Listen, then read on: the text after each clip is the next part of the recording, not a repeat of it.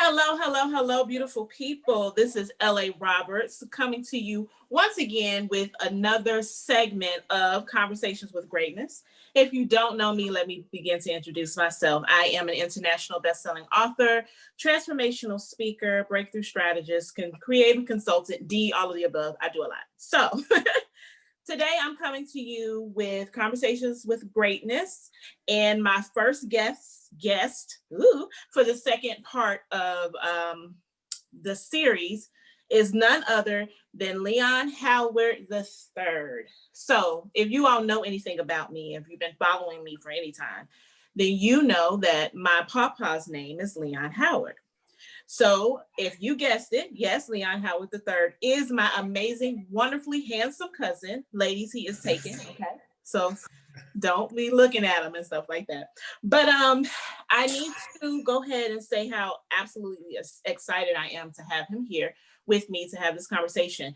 But he's just not on this Conversations with Greatness because he's my cousin. He is on here because he is actually amazing and he's great. So I'm going to tell you just a little bit about him. He is a civil rights lawyer. He actually currently resides in Albuquerque, New Mexico. He has so much going on. Let me just tell you that he is on the board of the New Mexico Innocence and Justice Project, co-chair of the New Mexico State Bar Committee on Diversity, part-time faculty at the University of New Mexico. Lord, you do a lot. He used to be the vice president of the New Mexico Black Lawyers Association. He's been in Super Lawyers magazine as a rising star in the area of civil rights from 2014 through 2017. Yes! In 2015, he was recognized by Albuquerque's Business First magazine as one of New Mexico's 40 under 40. You kind of hot stuff, ain't you? I'd like to say I'm still under 40, so no. Still in that category 5 years later. Yes, you are. Yes, you are. You are. So what's up? Like, how you doing? I'm doing great, and just by way of getting this started, you might see some of your little kinfolk running around here. Hey! My son Damon. I'm doing well.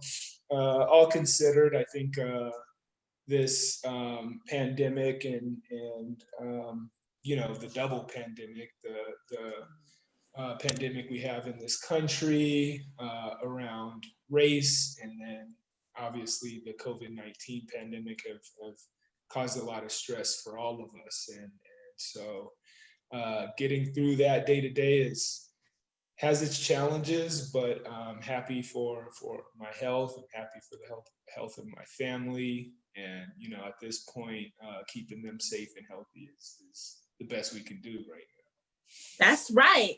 That's so right. And you have no other choice but to keep the family healthy and whole and happy, right? Right. That's right. That's right. So I sent you some questions and we're just going to kind of go down. I mean, I know you, but the people that are watching this interview, they don't know you personally, right? So I'm just going to go down the list of the questions that I have for you. And then wherever this goes, it goes. And I'm okay with that. And I'm sure that the people watching are too. Okay? Right. So I want you to tell me, I mean, I know, but tell me who Leon F. Howard III is personally. Strip the titles, right? Like, we know you're a civil rights lawyer. We know, well, I know, but they don't know that you have a firm, Lucero and Howard, right?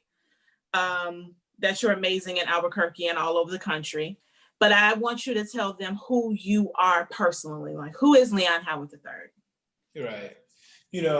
I'd have to start with identifying as a father to Damon Ray, who you just saw.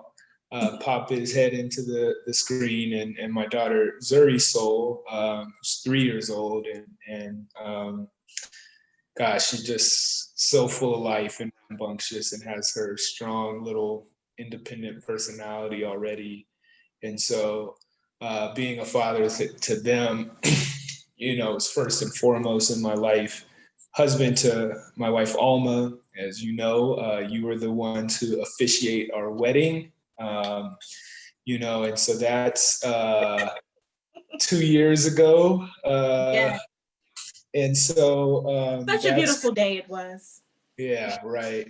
And so, those things are first and foremost. I'm the son of loving parents. And the way I like to think about it is I had parents who showed up to all my games and all my events. And just, there's a lot of kids of color who have parents who struggling on multiple levels, just making ends meet, and having hardships to overcome in their life. And so I was a basketball coach before I went to law school. And I coached at a school that I actually went to. It's Highland High School here in Albuquerque. And it's predominantly kids of color there. And one thing I just remembered is all my kids had single parent homes and parents who couldn't show up for everything. And I just, I feel for those kids in those circumstances and kids who overcome that. But for me, I had parents that were there and were there rooting me on. I just think that that's so foundational to feeling supported when you're growing up, to be able to catapult into better things. One thing that I say, I'm a grandson to, as you know, you mentioned our grandfather, Leon Sr., and our grandmother, Annie, who are two amazing people who overcame so many obstacles in, the times that they grew up to pave the way for you and me. So they've always made an effort to stay in my life. And there's just so much meaningful to knowing the legacy you come from. And you've been a part of that development for me of understanding who I am and where I come from, by just how close you were to our grandfather, Leon Sr., has really helped me know who I am and to be confident and to be resolute in that. And so those things are that's family, right? And yeah. Outside of the family aspects of how I identify, and especially in the times we're going through, I'm someone who just believes in treating people with goodness and kindness, and no matter walk of life, doing things because they're right, not because I expect anything in return. And, working my tail off for my family and my community. And I know a lot of people might not know about Albuquerque, New Mexico. I know you've been here. Yeah, it's hot. It's hot. Yeah, it's hot, but it's beautiful. I mean, we do have mountains here, and a lot of scenery, and there's just so many people in this community who have helped me along the way, and so I really have strong convictions of giving back to my community. So let me ask you this: being a basketball coach at the high school, did that play a role in you wanting to pursue civil rights law? What molded you to want to do something like that? Some people want to be corporate lawyers, or they go a completely different direction, but you chose something that is so heartfelt, because you have to have some type of feeling in order to tackle the cases that you do. So what molded that? Yeah, wow. So you're hitting on something there. And so coaching was great for me. And the way I think about that, and I miss it, and I miss being involved in young people's lives. And for me, like you're asking who's Leon Howard, one thing I'll never shake is identifying as an athlete. You know, my skill set might be gone, but my mindset's not. And growing up in sports really taught me discipline, taught me toughness, how to overcome adversity, how to deal with losing, how to win with grace, all of those things. And so my mentors were all basically like athletic coaches. And so my senior year in high school, I had a basketball coach who thought it was crazy. I was working at Baskin Robbins scooping ice cream. He wanted me to get into something that could help professional development. And his wife was a office manager at a law firm here in Albuquerque. And he hooked me up with her, and I got a job at this law firm as a runner. And basically, nowadays, runners are obsolete because everything happens online. But at the time, I was in charge of running papers to other firms, filing documents in the court, running to the office supply store to get office supplies, things like that. And so I developed and gained other mentors who let me work and see how lawyers interact with people and how lawyers can help with people. Hey, baby. Yeah. All right. There's Zuri in the background. Hey, baby. So, hey, you want to say hi? All right. Hi. All right. Come on. Here's the baby girl, Zuri. Say hi. Hi, beautiful. Hi. All right. All right. Now go back upstairs with Demon. Yeah. Okay. Go get Demon. No, I'm hungry. You're hungry? You want to eat? Okay. All right. Sorry about that. I knew it was a possibility. No. I mean, we family, so come on. All right.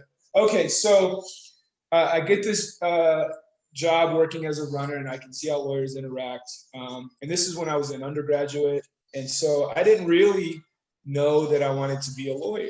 And I finished undergraduate school. I was still coaching. I was running track at the university. I didn't feel like I was done with school. And so it was a natural progression for me having lawyers as mentors in my life to get the idea and know that I could do that as well.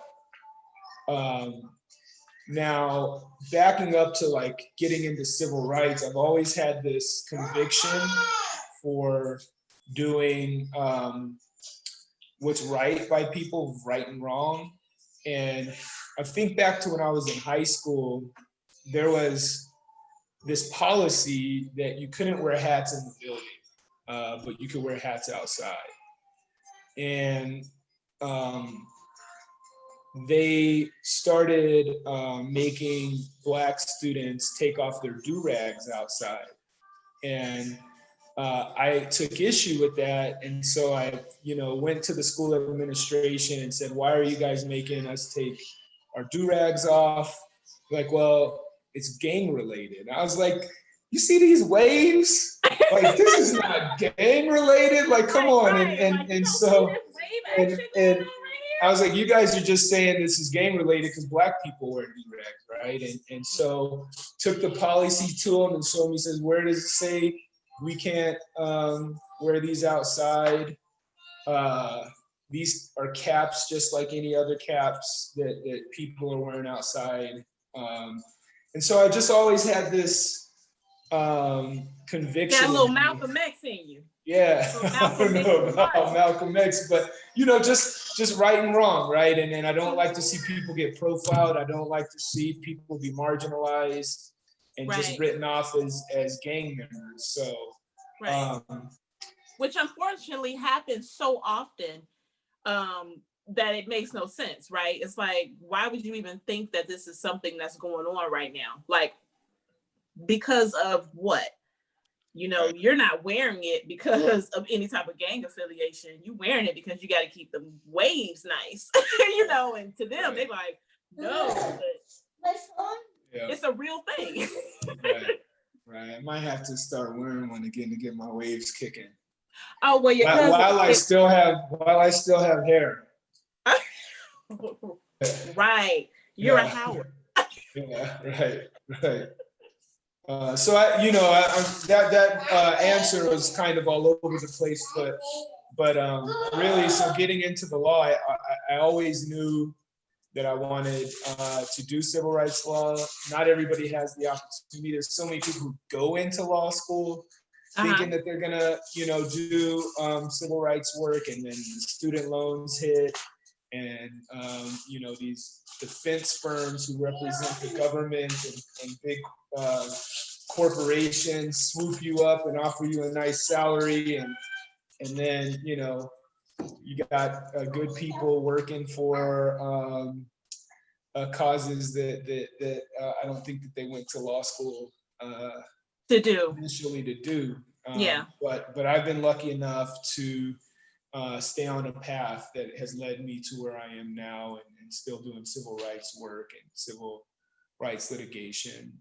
Just an update. So I'm not in private practice anymore with the firm I helped found, Lucero and Howard. He's Lucero, the other half, is still going strong, and my little brother works with them. But I left to become the legal director at the ACLU of New Mexico, which is the state affiliate of the American Civil Liberties Union, connected to a nationwide network.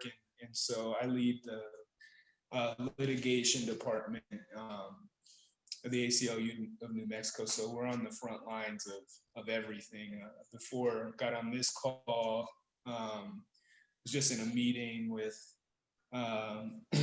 some partners about developing litigation plans to prevent voter intimidation. We're starting to see people show up at early voting polls in neighborhoods of color, blocking traffic, yelling at people standing in line to vote, and things like that. So we're coming up with plans to do what we can to cut against that. Yeah, it's live out here in these streets now. That I will say. I text you on Friday when I was on the way to vote, and I put I like to call this my Angela Davis puff on the top of my head. I had like such a forward goal of, I'm going to do this. I'm going to vote. And when I go and vote, I don't just vote for me. A friend of mine told me, well, it's probably going to be hours. You should probably take a chair and some water. And I responded back to her and said, no, I'll stand for as long as I have to, because I am not just voting for me. I'm voting for my papa. I'm voting for the people that have been gunned down in the streets. I'm voting for the convicts that have a little bit of something on their record that they're preventing from voting. I'm voting for everybody that is under this line. And of course, Papa left us in 2016, but he's always right here. I'm voting for everybody. So I'll stand. I'm okay. I don't need a chair. I'll stand. And when I voted in the primaries, I think it was, I wore a shirt that said, I am my ancestors' wildest dreams, with my mask. Yeah. And I did a post on Facebook, and I listed everyone, well, not everybody, but I listed a long list of individuals, George Floyd, Breonna Taylor, and I just said, I'm standing in line for, and it had to have been a list of at least 25 people. I don't really think that people understand how important it is for us to vote. Not just because this is a hot election, right? But as African Americans, we're standing on the shoulders of people who never thought they would have the opportunity to do it. And the fact that I live in Georgia and I can walk up to a poll and stand in line, and not have a dog sicked on me or not have, water hoses or anything like that. It's an honor and a privilege. So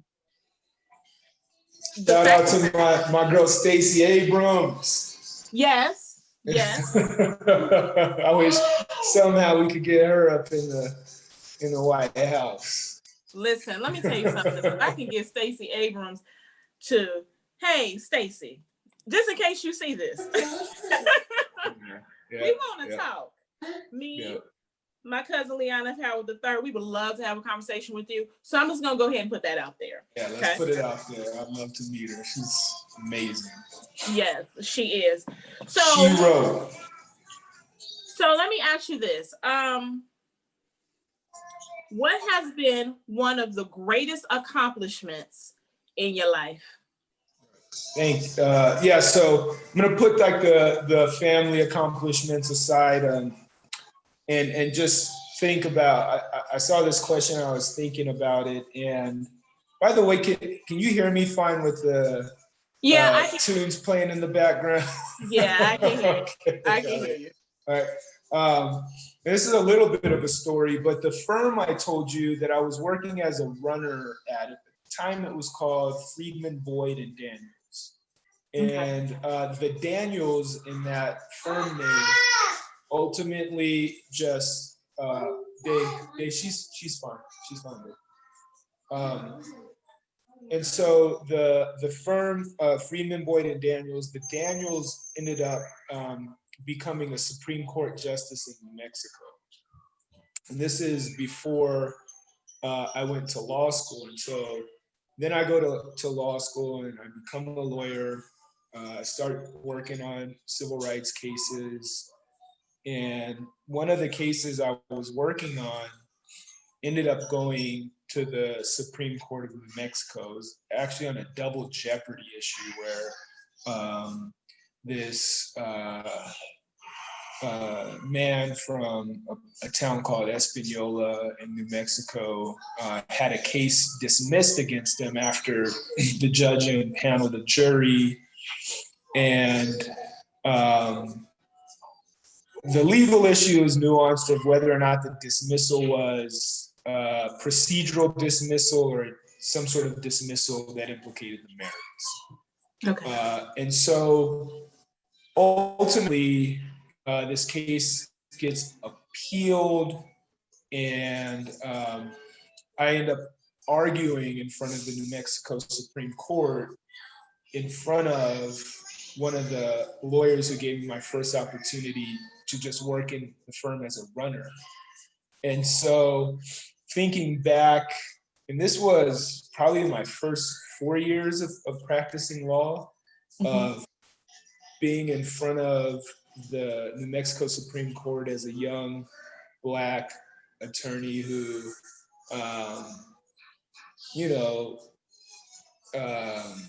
wouldn't even have had the concept or idea if I didn't get this opportunity to work at this law firm. And I'm looking up at the bench at one of my first professional mentors, and I'm like, gosh, I made it. I'm in a suit in the New Mexico Supreme Court, arguing a case of constitutional importance. And so that's a accomplishment for me, and it's why I believe so much in anytime I get called back to my old high school or to talk to young people, bring young people into my organization just to meet lawyers that look like them. So important. Yeah, and there's a saying like you can't be something along the lines of you can't unless you see it, you can't become it, or something like that, right? Yeah. I don't think that's true in every instance, but it damn sure makes a huge difference when you can conceptualize, and that was what it was for me. Like, I was on the track to be a coach and a teacher because that's what I saw. And then I got put in this environment where I saw lawyers, and then I could start envisioning myself in that role. And so there's just so many young people that can't even like see themselves as being a lawyer, because they, you ask somebody what a lawyer is and they think of old white man in a suit, and it doesn't Yeah. even occur to them that they can be a lawyer. So that's one of my better professional accomplishments. Well, that's great. Yeah. So let me ask you this. What's the hardest crowd you ever had to face? And not grandma, because she can be difficult. Well, that's good training ground for any difficult crowd. Correct. Yeah. Yep. This is gonna sound crazy, but like I just said, I have argued in front of the New Mexico Supreme Court. I've had jury trials. I've been in front of juries. Today, I just was a part of a presentation, and it wasn't in front of a crowd because it's virtual, but I knew that there would be other lawyers watching it. And that was a presentation about the impact of COVID on communities of color. And so, like, I'm used to speaking in front of people. But one thing that I do every year is I go to my son's school during February and do like a Black History Month presentation. And so last year, I'm in a room full of second graders with all their eyes and attention on me, and I'm reading them the story about Ruby Bridges, and talking to them about, I try to like come at an angle, especially for second graders, that's fresh, keep them engaged and interested, and not just, the same old things that you hear every February. But I will tell you, the second grade crowd is the toughest crowd. Kids are ruthless. I was nervous. I was sweating, and it's like, I don't know how these teachers do it. I'm like, give them everything they want. Huh? Look, you made it past the Supreme Court. Yeah. And then you get in front of second graders and you sweating and can't get yourself together, huh? I was like physically exhausted, and I work a full day from 8 to 6, 7, can get off and do it. And that day I was at the classroom like 8:30 to 2, and I got out of there and I just wanted to pass out. the kids had you just exhausted. Yeah, that's right. That's funny. That's funny. Yeah. Would you say you turn your fear into fuel? Absolutely. So being a lawyer, a Black lawyer, already puts you in a situation where you have these feelings like you don't belong. The legal profession is one of the least diverse professions in the country. To this day it is. And the last time they ran data on this, it was I think in 2017. And at that time, the legal profession was 85% white nationwide. Wow. You have, I can't remember the Black percentage of attorneys, somewhere around 6%. Across the country.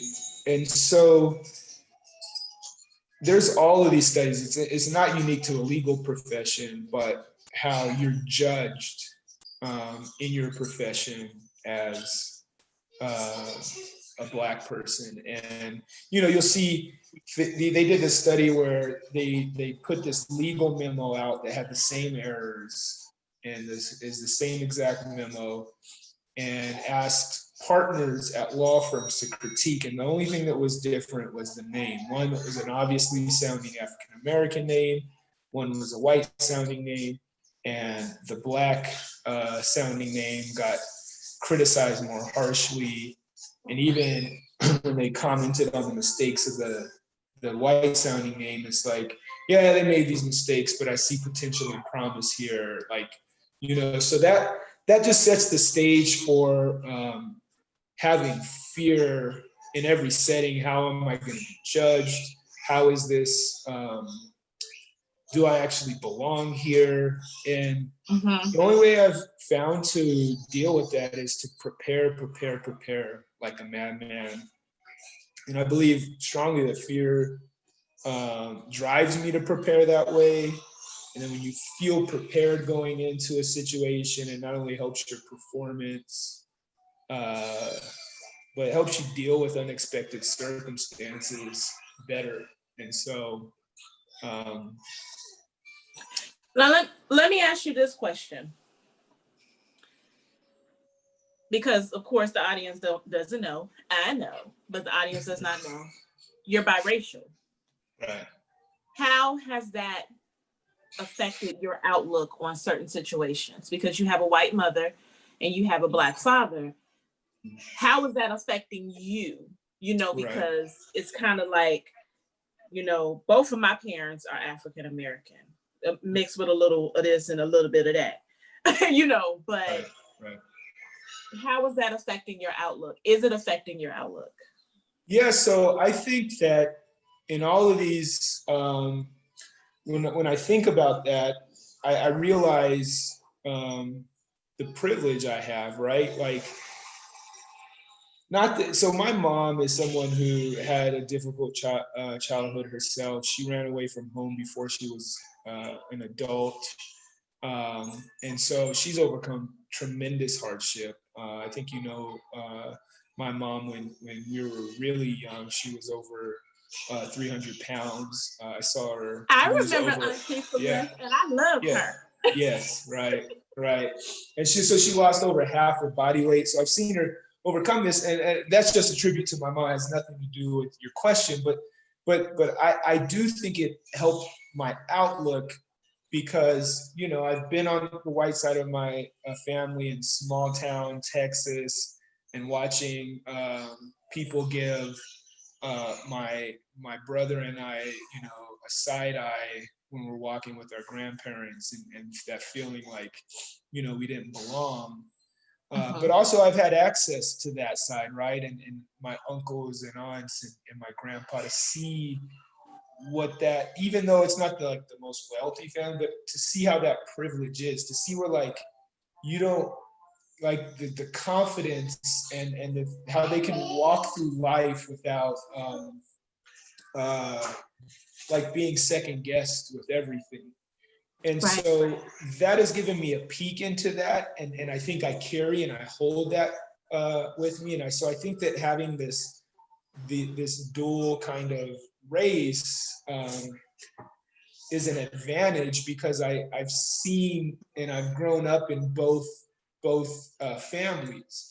The other thing that I think made it easier for me was my mom's take on it. And so I know a lot of people who are, you know, multi-ethnic and biracial, and who struggle with their identity.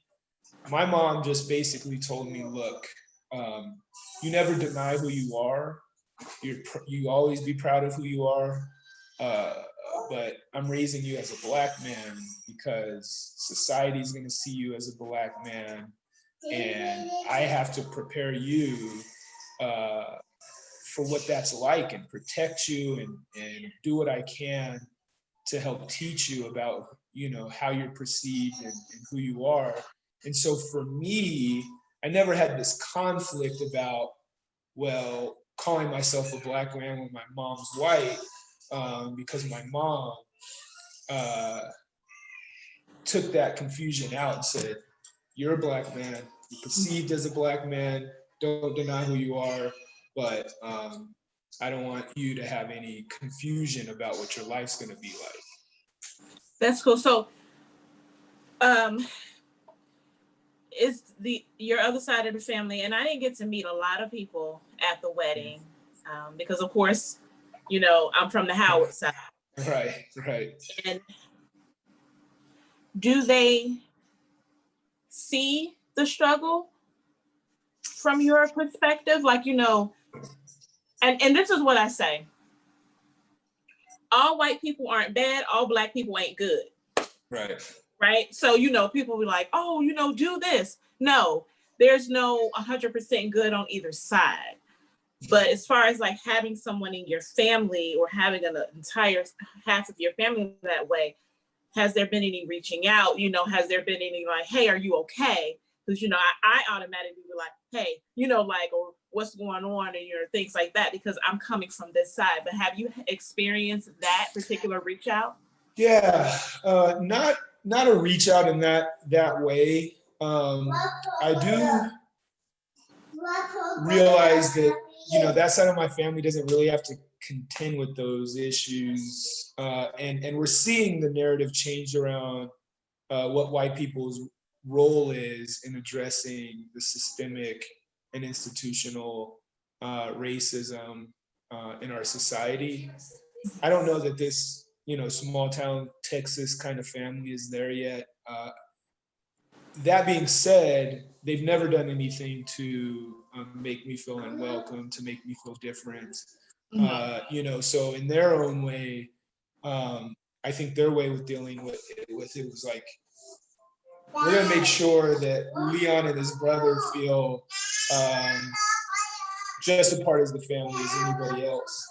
The best story I can tell you, though, go ask Damon. Go give it to Damon. Tell Damon to do it. Okay, thank you.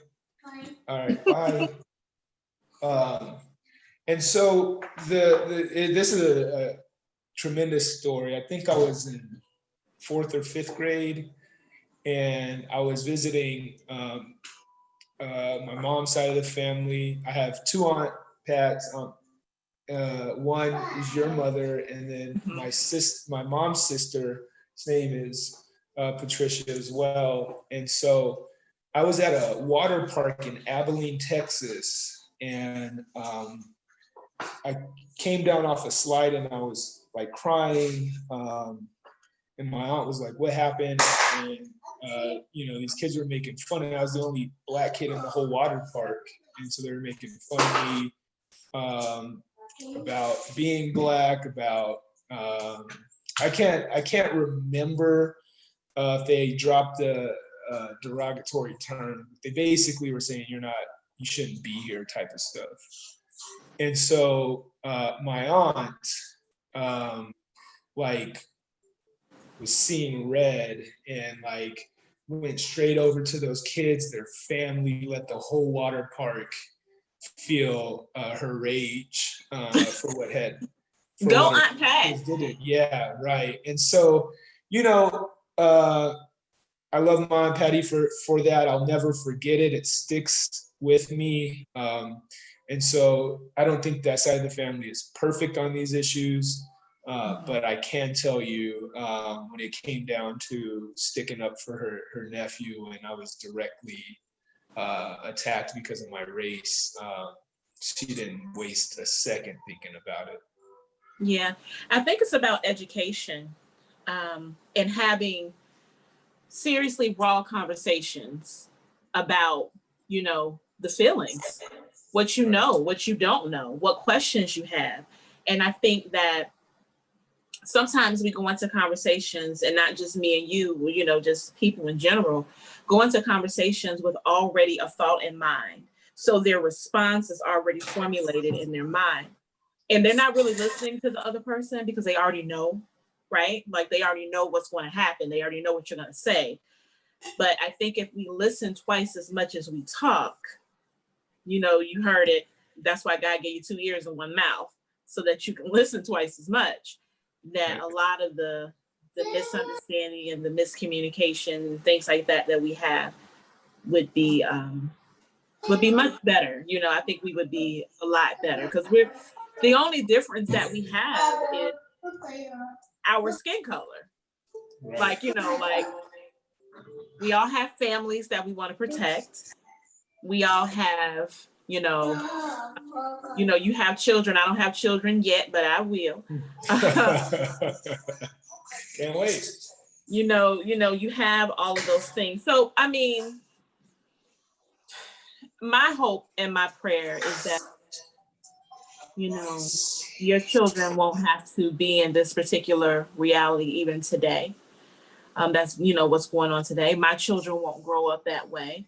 And it starts with us, right? It starts with you know, Leon F. Howard III being a civil rights lawyer and being on the board and having, you know, all of this um, influence and reach. It starts with the children that are in schools now that you have been looking at and talking to and showing. I think it's very important by what you said. They have to see it because unfortunately, sometimes it's either, you know, when you're in school, when I was in school, I didn't know that Black women were in business. Like, I didn't know that. And what changed me was I was 18 years old and I was at this meeting that I got invited to. And this beautiful Black woman walks in. She was like a vice president. And I was blown, like, oh, a vice president? Where does that happen? Yeah, And, yeah. you know, now my mind is like bing, bing, bing, bing, bing, and I haven't stopped, right? So I think it's important that you continue to do that. It means a lot. Um, you already answered that question. Oh, Look, I'm looking which, at the questions like, huh. yeah. What type of advice would you give someone that is currently struggling with everything right now? And I say it like this. At the very beginning of the year, we kind of slid into tragedy, right? Like there was almost no stopping. So we get hit with this, you know, we get hit with Kobe Bryant and the seven others that unfortunately perished in the helicopter crash, right? And then we get, you know, like all this stuff, and it seems like it was nonstop. And then we get slid into this global pandemic where you have to be in the house. And then you have the George Floyd situation, Breonna Taylor, you know, and all of this stuff that happened at one time. And it has emotionally and mentally and physically really broken people down because of so much stuff. What advice would you give someone that may be out there and really, really struggling with what's happening right now? Like, what would you tell them? Yeah, I mean, first, and I'm gonna do my best to not just say all the cliche things. But first, I would say just know that you're not alone. The hardships are relentless, and don't be afraid to ask for help. But you know, one thing that I've been thinking about is, of course, like I think about people on the front lines, not only people who are in the health industry, but people bagging groceries and those essential workers and people in home health who don't have health insurance of their own, or you know, all of these things. Like I have paid sick leave and things that put me in a fortunate place. So those people are at the top of my mind. But also, like, I hear it a lot, and I have the same feeling from people who have some means, some security, feeling really guilty about feeling bad and depressed because of everything that's going on, especially because you know there's people that are way worse off. So you kind of dismiss your own feelings about feeling secluded, about feeling isolated, about feeling stressed about what you're seeing on the news because you have your own personal security, and you know some people don't. And I just want to say to people, it's okay to feel depressed right now, and it's okay um, to not be doing okay in these circumstances. It's okay to seek out help, because these times are unprecedented. What's happening is hard. Like you know, like on both, like just the pandemic itself is stressful, but then like turning on the TV every day and having to see Black people get brutalized and treated unfairly. And like every time you're like, no, not again. Like, how could these police like still be approaching Black people the same way they always do after all the outcry, the protest and unrest? And it is, and you get deflated, you get dejected. It kills a little piece of you inside to have to see that imagery. And so it's okay to be struggling. And then the next, things I would say is find your self-care. Like here in Albuquerque, we have mountains and trails. And so I get out and walk 5 miles 4 to 5 times a week. Find that thing for you, your faith, exercise, meditation, and like give those gifts to yourself. You deserve them. And those things can help clear your mind. They can help you be a better person for other people. And so give those gifts to yourself of self-care. And so that's what I can say. Yeah, which was all good. I like the fact that you said, well, I love the fact about the self-care because, I'm all about self-care. Yeah. But, just it being okay, not being okay. I wrote that in my first book. Like, it's okay if you're not okay. People have been conditioned so long to have on this mask of okay, when in actuality, with everything going on, if you are numb to everything going on, there's really something else, happening with you. But in actuality, if you're not okay, it's okay to cry. It's okay to be angry. It's okay to express it. It's not okay not to express it. Right. It's not okay to hold it in, because that's even more dangerous than letting it out in a healthy way, in a healthy, environment, and doing it, like you said, the walks and talking to someone. There are counseling services that offer counseling for free during this time. There are, you call your friends and your family, talk to them, see what's going on, watch something funny. One of my best friends, her name is Reverend Zebra Jefferson. She watches cartoons a lot.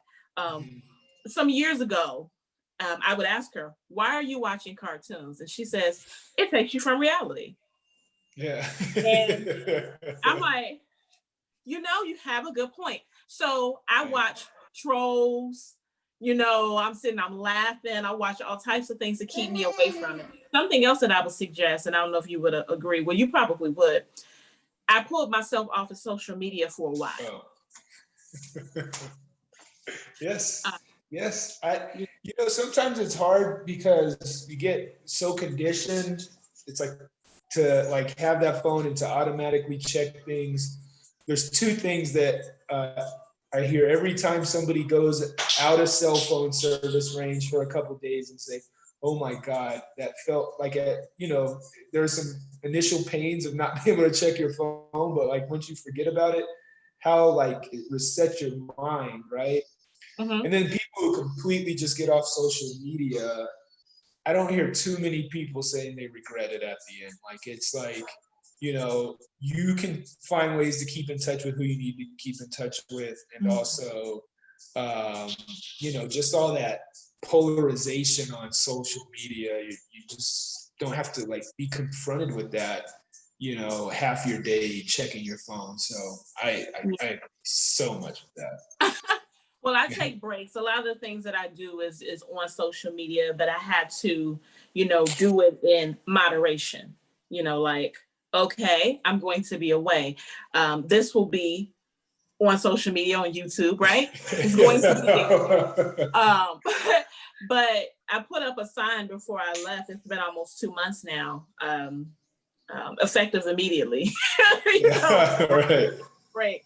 Like, like I just left a position at a corporation or something, but I just think that's important. So if anyone that's watching is having a hard time with dealing with everything, kind of do an evaluation on what you're doing, what you can do within your own power. If every time you go on social media, you're seeing things about politics that's upsetting you or things about racial injustice that's upsetting you, then get off of it. You have the power to get off of it, Right. You have the power to control what goes into your ear gate, your eye gate. You know, like you have that. And it has done a great deal of good for me. So with that being said, I am going to tell you how absolutely proud I am of you. And I'm going to do that without pride. Okay? So let me do it before my thug is compromised. Okay? So let me get myself together. Okay. I am very, very, very proud of you. You are carrying the Howard name with such grace.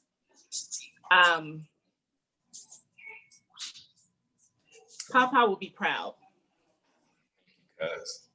Woo! That's it. That's all I got. Cause that's all I got. But you're doing good. I know that he's smiling in heaven. I know it. So, last thing, is there anything that you want to, tell the people about? Is any, projects or anything that they should be watching, or, anything like that that you want the people to know? Is there anything? No, I don't have anything to promote or announce, but just if you're tuning into my cousin now, she's an inspiration to people. If you want to learn more about our amazing grandfather and find inspiration around how to approach life, and you're thinking about looking for a positive mindset, check out her book, From Breakdown to Breakthrough. And finally, we touched on this already, but it's, we're closing in on election day here in like 12 days, something like that. Is it that close now? Yeah, it's close. And so, yeah, get out and vote. And yes, the presidential election is extremely important, but also read up on all your local elections, and, your school board, the city council, and on up, because some of those are local elections have more direct impact on your everyday life. And so that's all I got to say to folks to close out. Okay. Yeah. Well, thank you so very much for joining me today. And it has definitely been a pleasure with having this conversation with you. Until next time, everybody.